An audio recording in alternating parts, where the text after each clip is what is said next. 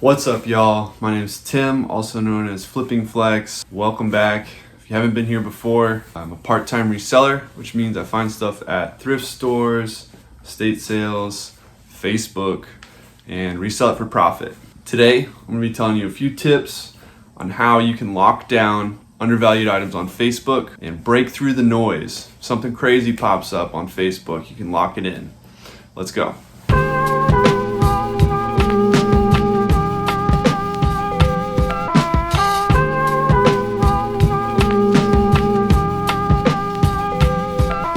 All right, tip number one, be prompt. You gotta be prompt on Facebook. There's a lot of competition. It's super streamlined, we all know that. And what's the number one thing that everyone knows about using Facebook Marketplace? Oh hey, is that scooter still available? Yeah, it is. Everyone's experienced this one way or another. Whether you're selling something or buying something, it's easy for people to change their minds. So you gotta be prompt, direct, to the point. Don't ask a bunch of questions, especially if you got something that's crazy, that's super low price. You wanna swoop in there, break through the noise of all the other people who might be asking if it's available, and get to the next steps before they can. All right, tip number two. Pay in advance. Oh man, this is one of the huge advantages we have in the digital age. You got Venmo, Zelle, Cash App. All of these are super convenient ways to instantly pay someone. You got to use that. I like to offer sellers to pay in advance. If it's a higher priced item, I'll usually ask if I can pay half now and half later. Locked in a lot of really good items this way. And I know that paying in advance is another way to break through the noise. You can say, I want it now, and I'll pay you. All right, tip number three. This one sounds crazy, but offer a higher amount. I can't tell you how important this is to keep in mind.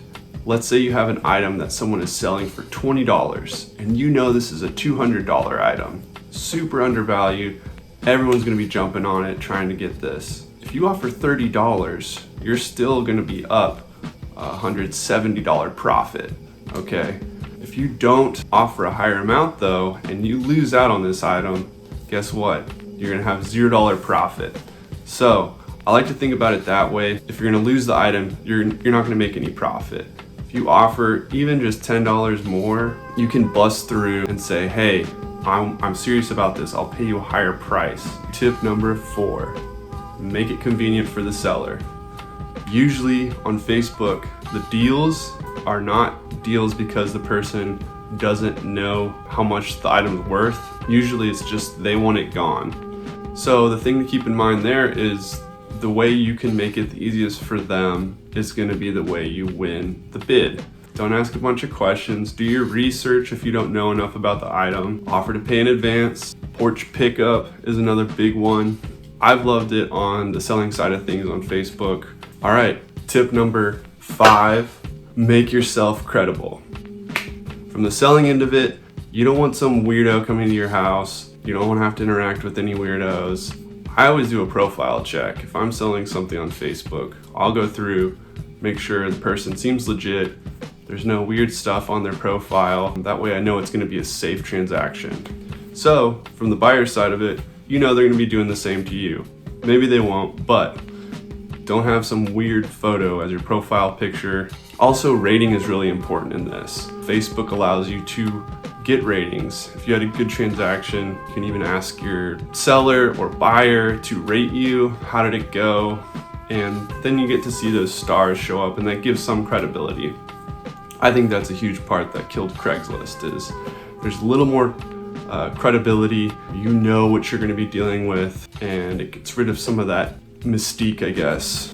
Be credible, don't be weird. That's really the thesis of this. All right, that is the 5 tips and tricks that I have to break through the noise on Facebook when you're sourcing, just picking up items that are super undervalued. People are trying to get them out the door. This is how you lock them in. If you have any other methods that use it on Facebook, please leave them in the comments down below. I'd love to hear them. Thank you for watching. If this helped you, hit that like button. Subscribe if you're not already. And thank you guys for watching. See you guys next time.